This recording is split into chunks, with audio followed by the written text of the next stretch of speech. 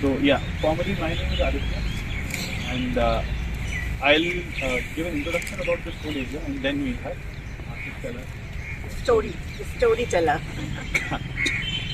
तो ये particular area जो है geographically it is little low line, तो जो रेन वाटर है वो सदियों से यहाँ पे रश करता आया है, इसीलिए यहाँ पे काफ़ी ग्रीनरी आपको दिखेगी। वॉक डाउन दिस ट्रेल तो राइट साइड पे डियर पार्क है, तो ग्रीनरी भी इसीलिए है वहाँ पे कि पानी रहा है, और आपको लो लाइन ग्राउंड भी दिखेगा काफ़ी, जहाँ पे रेन वाटर इकट्ठा होता है। This was one reason that Alauddin Khilji decided when he was ruling from Siri fort, which is across the road. He identified this area and made a talab here. So the horse path that you know is the royal tank, which was made for the water supplies for people who are living in the city port area and this particular. कुछ कहानियाँ सुनने के बाद get to know that how this whole area has seen different settlements, different kinds of settlements. एक आपको fort है यहाँ पे which is strategic, extreme and पे एक रॉयल टैंक है, उसके बैंक पे एक यूनिवर्सिटी बनी है जो कि एस्थेटिक्स, आर्ट्स, रेटरिक, ओरेशन, एक मदरसा था वहाँ पे, इस तरह के एक स्कूल था जो कि ग्लोबली नोन था। People used to travel here for that those kind of studies. तो स्ट्रेटेजिक चीज हो गया, and then you have university and royal tank. This whole रास्ता इसके अराउंड सेटलमेंट्स हुआ करता था, जो कि फोर्ट आर्टिस्ट, म्यूजिशियंस, पोइट्स, इनका शहर था यहाँ, और इस जगह को बोला जाता था तरबाबाद, द सिटी ऑफ रिजॉइस। तर मतलब जो नम रहता, खुश्क नहीं, उसमें जान, तरबाबाद इसलिए इस जगह का नाम। अगर आप यूरोपियन थॉट से देखिए, वेस्टर्न थॉट से, तो you can call this place a necropolis. Necropolis are usually places which are graveyards, but they have a positive association with them. People make very beautiful tombs over there, and they visit there to remember the people who left us. And usually वहाँ पे picnic या spiritual वो pilgrimage type एक feel रहता है। It's not like अ कब्रिस्तान। तो इस जगह पर भी you will see that there are several small tombs which you don't know कि वो किसको belong करते हैं। Might be ordinary rich people who could afford to, और बहुत छोटे छोटे tombs भी हैं अभी आपको रास्ते में। बहुत मतलब for us now it is heritage, but अपने ज़माने में वो नॉर्मल ग्रेव रहा होगा। यही स्टाइल था तरबाबाद में देश बनाने का। एंड एक लोधी गार्डन एरिया है जो कि पर्टिकुलरली लोधी एरा का नेक्रोपोलिस आप बोल सकते हैं। वहाँ पे बहुत ब्यूटीफुल टूम्स हैं। और दूसरा ये है, जैसे तक यहाँ पे स्कैटर्ड है क्रॉस, ये पूरा जो था लोधी गार्डन, मतलब वो भी एक नेक्रोपोलिस था, उसको गार्डन बना दिया गया बाद में। यहाँ पे क्योंकि ऑलरेडी सेटलमेंट्स थे और चीज़ें थे, तो इसको अब आप लोगों को हटा करके गार्डन नहीं बना सकते। That's why you have settlements here in market and that university area. उसको नॉर्मली लोग फोर्ट बोल देते हैं, और खास fort, it's not a fort. We have another separate tour for particularly for that university, क्योंकि it requires that much time. आज जो है हमारे नैरेटिव वो भी primarily around the people who were living there, different kinds of people, common people, also the Royals and the poets, and how this place was living inside.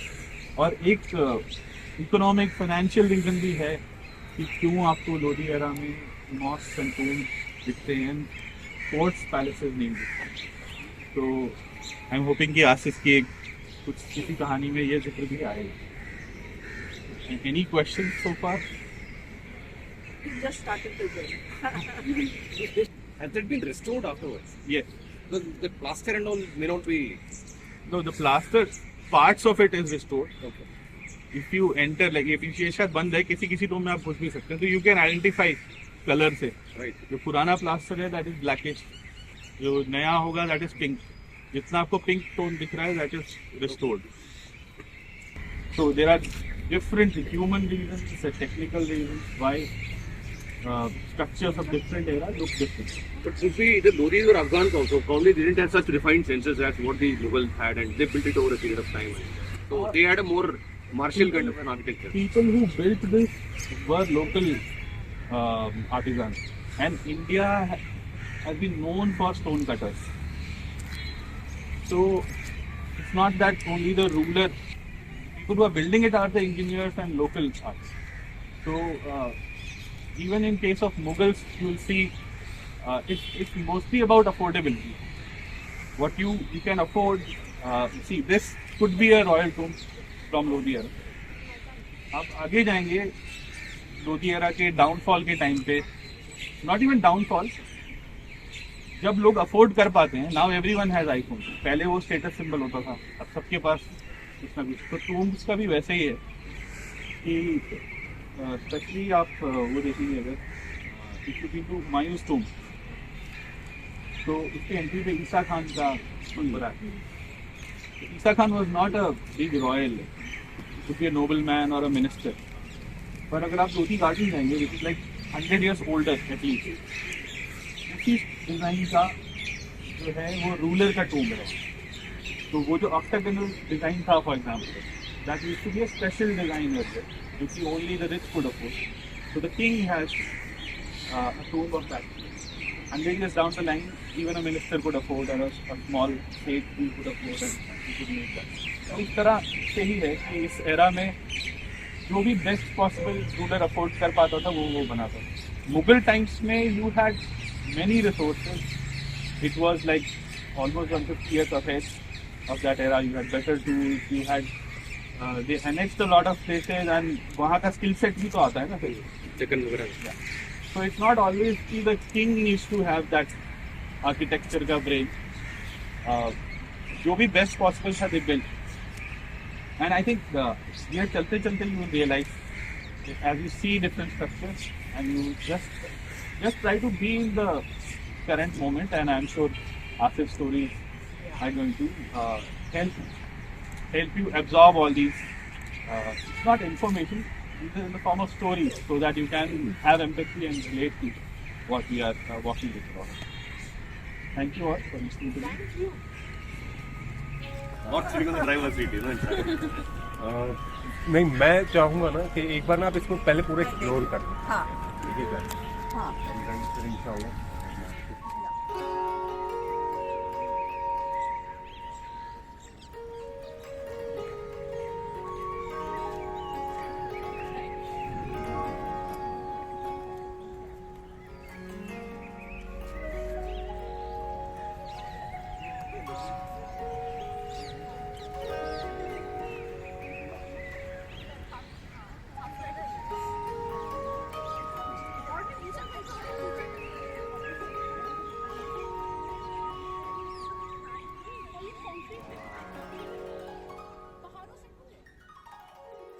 मैं ये वाली walk कराता भी नहीं, ये आदित्य भाई कराते थे हमारे.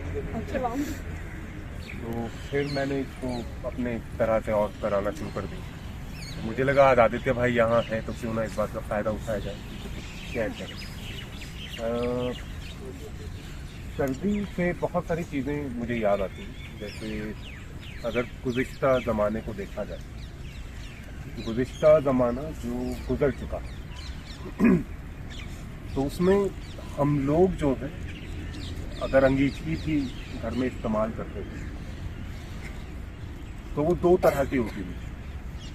जैसे अगर कोई हुक्का पीता था तो हुक्के की जो नली उसमें धागे रेशम के बांध कर उसको गुलाब जल में भिगा दिया जाता था और फिर उसके बाद उसे गुड़गुड़ाया जाता था.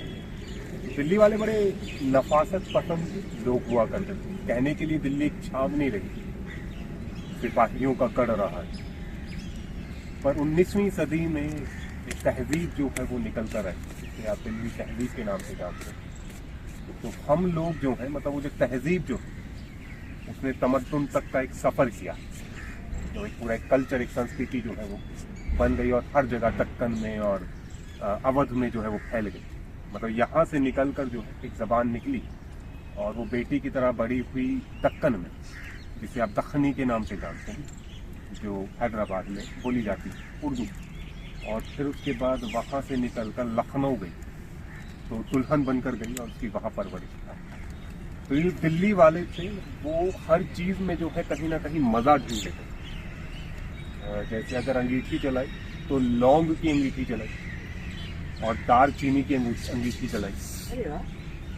मतलब गर्मियों में भी ऐसा होता था। गर्मियों के लिए तो शेर भी बड़े मशहूर थे। जैसे सीख कबाब भूनते हुए देखे आप लोगों ने, वो एक तरफ से भूनता है फिर उसको दूसरी तरफ पलट दिया जाता। तो पहले ज़माने में जो चारपाइयों पे हम लोग सोते थे, तो चारपाई पे सोए तो एक करवट सोए तो पसीना आ जाता था, तो फिर दूसरी करवट ले लिया करते थे। तो उसके लिए भी उन्होंने शेर बना दिया हम दिल्ली वालों ने, ये कबाब सीख हैं हम और उसको करवट बदलते हैं। तो जल उठता है ये पहलू, तो वो पहलू बदल गए। तो दिल्ली वाले जो थे, क्योंकि दिल्ली जो है बहुत बड़ी पुरानी लाइब्रेरी है, अगर मैं कहूँ एक ऐसी लाइब्रेरी है जिसमें उम्मूमन लोग जाते नहीं, और अगर गए तो फिर एक बहुत फूल में एकदम अटी हुई किताबें और बहुत सारी किताबें। आप कोई एक दास्तान निकालने जाएं और ना जाने कितने किस्से जो है वो आपके ऊपर गए। तो दिल्ली जो है वो परतों में बनी है, लुटी है, फिर बसी है, फिर उजड़ी है, फिर बनी, और फिर बनते उजड़ते हुए जो है वो आज यहाँ पहुंची। तो उसका एक कल्चर जो है वो रहा है, कभी बहुत नहीं हुआ, कभी वो एकदम बहुत बढ़ा। दिल्ली वाले जो है आखिर में जाए 19वीं सदी, फिर ये हो गया कि दिल्ली वाले मिर्चे खाने में उस्ताद रहे। जो असल दिल्ली वालों से अगर आप मिलें, अभी तो उमूमन असल में कोई दिल्ली वाला है नहीं, क्योंकि दिल्ली एक मुसाफिर खाना है अगर उसको देखा जाए। हम सभी कहीं ना कहीं से आकर हमने इस शहर को आबाद कर दिया, और एक शहर का आबाद होना भी ऐसा ही है कि वहाँ अपने बाशिंदे नहीं होते, वहाँ से बाहर के लोग जब आकर बस जाते तो एक शहर आबाद होता। और उसकी जो तहजीब है वो कस्बाई होती है। जो बाहर के लोग कस्बों से आते हैं और उसको शहर में लेकर आते हैं, तो फिर उसके बाद वो तहजीब बनती है। शहर की अपनी कोई तहजीब नहीं। तो मतलब बहुत मिर्चें खाएंगे और बहुत बातें बनाएंगे। तो दिल्ली से जो बाहर के जो लोग थे वो कहा करते थे कि दिल्ली वाले मिर्चें खाने में और बातें बनाने में उस्ताद हैं। जब वो बातें बनाने के लिए बैठते हैं तो बातों के महल बना देते हैं, और इतने महल बनाते हैं कि आसमान से फरिश्ते उतर कर तो जानू बैठकर उनकी दास्तानें सुनने लगे। और ये सही बात, दिल्ली में बहुत सारे जो दास्तान गो, जो बहुत सारे स्टोरी टेलर्स हैं, वो इस मुल्क को जो है, इस दुनिया को दिए। अब जैसे अभी जैसे वैसे तो आदित्य भाई ने जगह के बारे में काफ़ी कुछ बताया। अब किंवदंतियाँ चलती, मतलब हर ज़माने में नाम बदलते हैं, हर ज़माने में। अभी ये दादी पोती के नाम से जो है वो जाना जाता। एक ज़माना था कि अगर आप कोई उर्दू लिटरेचर उठाकर देखें तो इसमें जो है बेगम का मकबरा हो गया और साथ में बांदी का मकबरा हो गया। और वो बेगम का मकबरा और बांदी का मकबरा कालांतर में आगे चलकर वो बिगड़ते बिगड़ते दादी पोती का मकबरा हो गया। जिस तरीके से जोर बाग जो कभी बागे जग हुआ करता है, द गार्डन ऑफ एंसेस्टर्स, वो बिगड़ कर जो है वो जोर बाग हो गया। या फिर अगर आप विजय मंडल चले गए तो विजय मंडल भी बिगड़ा हुआ नाम, एक ज़माने में उसे बदही मंजिल बोला जाता, वो बिगड़ कर जो है वो विजय मंडल के नाम से मशहूर हो गया। जैसे मेटकाफ हाउस हुआ करता था दिल्ली में, एक मेटकाफ साहब रहा करते थे, उन्होंने अपने लिए यहाँ पर एक बंगला बनवाया। तो हम दिल्ली वाले जो थे वो मेटकाफ हाउस प्रोनाउंस नहीं कर पाते थे, तो हमने उसको मटका कोठी के नाम से मतलब कर दिया। तो हम लोग जो हैं वो बिगाड़ने में सबसे अव्वल, और फिर हम लोग यही कहते हैं कि बिगाड़ क्यों दी। अब जिस सड़क से आप लोग आए हैं ना, ये यादों की सड़क, यहाँ कहने के लिए इस वाली वॉक पर कुछ है नहीं बताने के लिए। कह दिया जाए कि यहाँ ये मकबरा है, कोई कहानियाँ नहीं है उस किरदार के आसपास, पर इस इलाके का अपना एक वजूद रहा है। आप लोगों ने किताब पढ़ी है शमशुर रहमान फारूकी साहब की, कई चांद थे सरे आसमां, आपने पढ़ी, किसी ने नाम भी सुना? अगर आपको दिल्ली की रूह के बारे में जानना है तो आप ये नॉवल पढ़ें। उस नॉवल में जिक्र है, क्योंकि जो भी आप फिक्शन लिखते हैं वो कहीं ना कहीं वो सच पर आधारित होता है। उन्होंने बेशक उसको जो है एक नॉवल करार दे दिया, और उसमें जितने भी किरदार हैं वो सारे के सारे सच हैं जो गुजरे। तो ये कहा जाता है, बुजुर्गों ने ये कहा है कि जहाँ अभी आप लोग खड़े हुए हैं, यहाँ एक ज़माने में ठगों का राज था। 19वीं सदी में ठग और डाकू रहते थे, और ये कहा जाता है कि जो लोग शाहजहानाबाद, जिसे आप पुरानी दिल्ली के नाम से जानते हैं, तो शाहजहानाबाद से जो लोग कुतुब साहब जाते थे, तो उस ज़माने में कभी किसी ने महरौली नहीं था। अगर निज़ामुद्दीन वाला इलाका सुल्तान जी कहलाता था, और कहाँ जा रहे हैं? सुल्तान जी जा रहे हैं, सुल्तान जी की खिरनियाँ खाने जाते हैं। खिरनियाँ खाएंगे कभी आपको? खिरनी को इंग्लिश में क्या कहते हैं मुझे नहीं पता, पर ये उमूमन आपको दरवेशों की खानकाहों में, दरगाहों में एक बहुत पुराना कोई दरख्त होता है, और उसमें निम्बोरी जैसा एक फल लगता है जो बड़ा मीठा होता है। जैसे जंगल जलेबियाँ हुआ करती थी, पहले तो आम बिका करती थी, जंगल जलेबी हो गई या खिरनियाँ हो गई, तो उसी तरीके से लोग कहा करते थे कि कुतुब साहब की खिरनियाँ, तो कुतुब साहब जा रहे। अब ये होता था कि अब पहुँच तो गए, अब वहाँ से अगर सांझ होने वाली है तो रुक जाओ, क्योंकि और खास जो है अगर हमने अंधेरे में पार किया ये वाला जो इलाका है, तो जो ठग है वो हमें लूट लेंगे, या डाकू जो है वो लूट लेंगे। तो इस सड़क पर 3 जगह ठगों के और डाकुओं के इलाके होते थे। एक तो अलीगंज, अलीगंज पता है कहाँ है? जोरबाग का जी, जोरबाग वाला इलाके में एक और मोहल्ला होता है जिसे अलीगंज बोलते हैं। एक तो वहाँ पर बड़े ठग रहा करते थे, दूसरा यहाँ एक उनका था बड़ा दबदबा हौस खास जहाँ हम लोग खड़े हुए। तीसरी एक जगह थी जिसे बोलते हैं आप अंधेरिया मोड़, कि बड़ा इतिहास रहा है अंधेरिया मोड़। वहाँ बड़े बड़े पुराने दरख्तों के झुरमुट होते थे, वो जो जहाँ से वो टर्न होता था वहाँ बड़ा अंधेरा रहता था, तो वहाँ जो है वो ठग डाकू जो है वो छिपे हुए रहते थे। अब आदित्य भाई ने आप लोग को बताया कि इस इलाके को तरबाबाद बोला करते थे। यहाँ एक और इलाका था जिसे खुर्रमाबाद बोलते थे। आप लोगों ने कभी बद्र चाच का नाम सुना?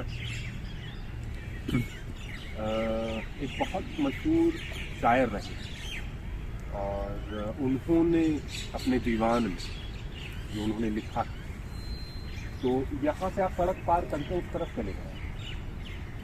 शिवालिक रोड है, मालवीय नगर शिवालिक रोड है, वहाँ पर एक शहर हुआ करता था जिसे जहाँ पना बोलते थे।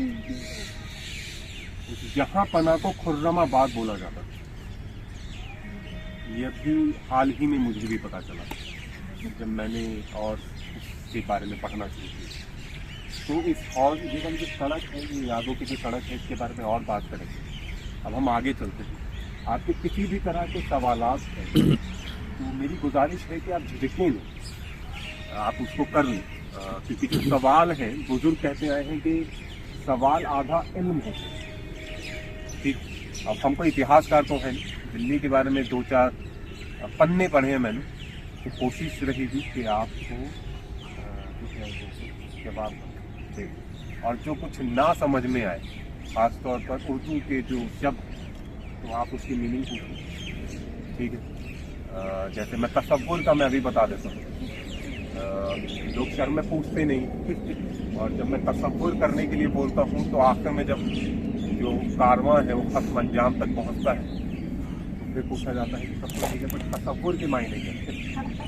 तसव्वुर होता है इमेजिनेशन का, पर अगर उससे आप उर्दू इंग्लिश में उसको एक वर्ड दे दिया गया है और उर्दू में उसके लिए बड़ा बड़ा बहुत कुछ लिखा गया है, मतलब बिना तसव्वुर के इस दुनिया में कुछ है नहीं।